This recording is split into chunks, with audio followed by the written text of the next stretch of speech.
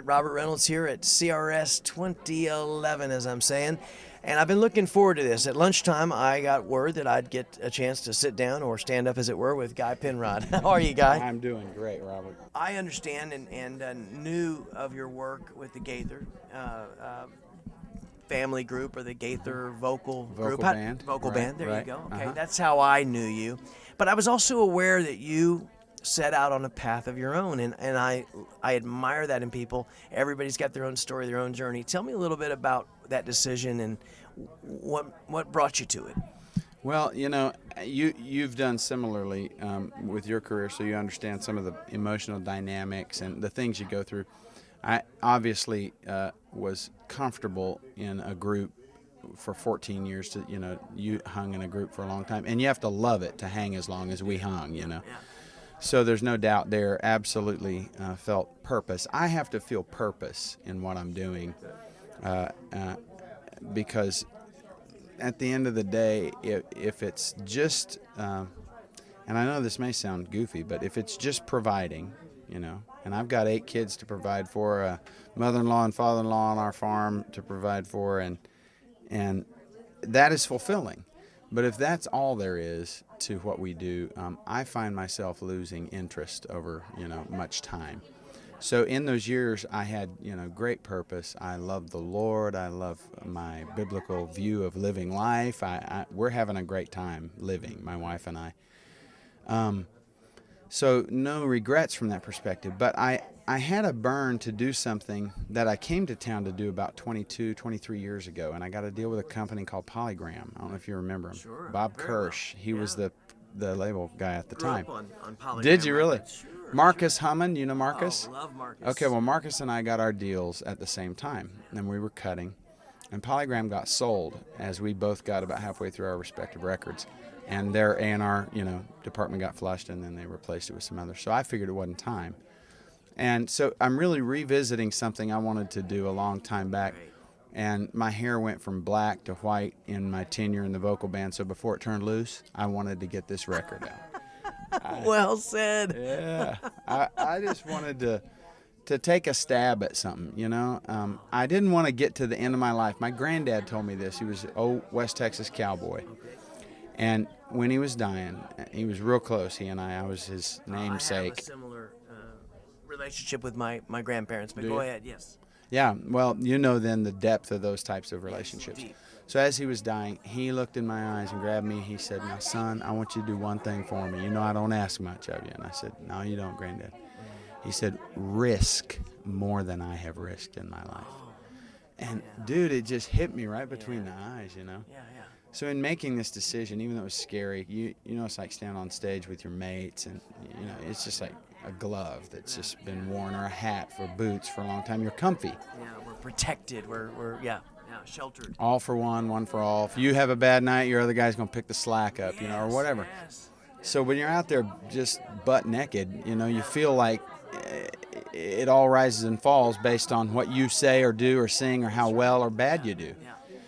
So once I kind of overcame that fear, is really all there is to it, and it went away in smoke, which is what fear does. It just goes away as quick as it comes, usually, when you face it. I have had a fabulous first year doing this, and I'm very glad I did. Man, I knew I'd be delighted to speak with you. You've made me think of a lot of things already, but my grandfather was a very practical guy, and you would never expect him to understand the artist's journey, because as a Depression-era boy, he had to live by his wits. But he came out of a poor family in a small town in Missouri, and started carrying luggage at a hotel in 1937. When he left that hotel, he was the president of that same hotel. Same hotel. Is that not great? Started as a bellman. Oh, that's such a great story. And And the left truth as of president. that, Yeah. our kids need to hear today. They need to know the reason why that worked. Yeah. It worked. I mean, I'm just throwing a guess out because I don't know your granddad. Yeah. But those guys had a work ethic. Yeah. They had a not give up spirit. That's right. And a love for people. That's right. That generation. And that's one thing I'm trying to foster, in my kids and in every area I can influence is, doesn't matter if you're a television host, a musician, a mechanic, a plumber, a carpenter, a CEO, president of a hotel. if you love the people around you, Yeah. you'll be successful. no Well, matter he what you do. is well put, and it's instinctive and intuitive about anyone who would have been like my granddad or like your grandfather. You recognize that. He was known for having been the person that any of 300 or 400 employees could go to and speak to. You know, he had earned a reputation for being fair and even-handed, certainly demanding, because you had to be to. These were 5-star hotels, by the way, and in the era when hotels were really regal. You know. Yeah. At any rate, he said to me late in his life, early in my musical career with the Mavericks, he said, before the Mavericks, in fact, but I was playing music, and he said, I sense you love music and you have a real passion for it. My grandmother heard where this was going and said, Earl, you do not mislead him about his education. And he said, Millie, you let me speak with him. You let me have my time. Yeah. He went on to say, if that is what you love to do, then I want to encourage you to do it to the very best of your ability. I know that I've wanted you to have an education, but if this music is what's calling you, then I only ask you do it to your very best. That's good. Now, he didn't live to see the Mavericks succeed, but he did live to see us come together, and I believe in that way as he left, he ushered in this next chapter of my life, which was a golden chapter. So, Absolutely. man, we've had some great, some great advice imparted to us by our very special grandparents. Yeah. This first year is really paying back this. You took the risk, and now you're being rewarded. Correct? It's much like that. Yeah.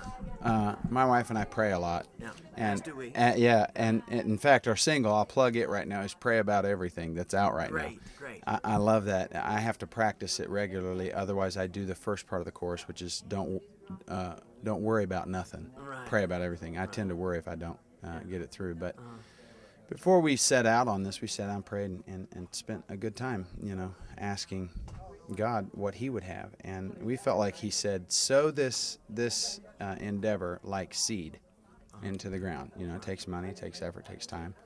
We started a record label, pay for it, seeking other talent to sign that is going to create similar music. So it's a dream of mine to fill a niche in our country world musically that I think exists as a vacuum with certain messages and styles that I think we can fill it with.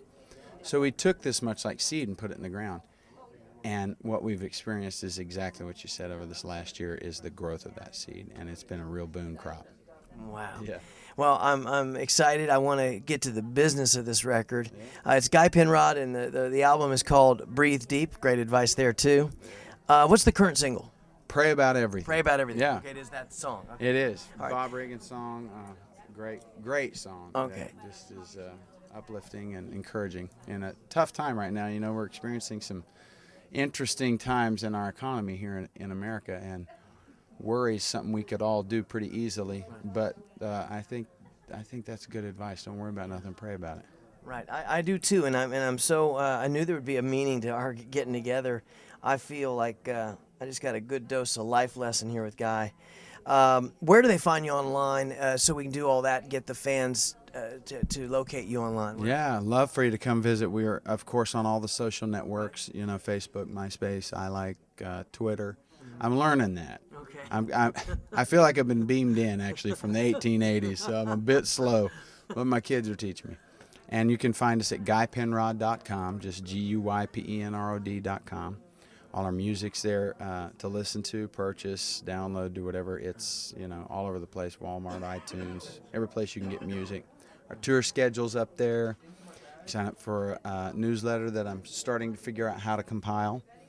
And we're just kind of putting a toe in this and getting into it carefully rather than, I tend to like to come into something and see it grow rather than make a big splash and then kind of go downhill from there. You know what I mean? So I tried not to tackle too much on the onset, but this first year has been fabulous, and we love to communicate with you through those ways. Well, we're absolutely honored to have you with us today.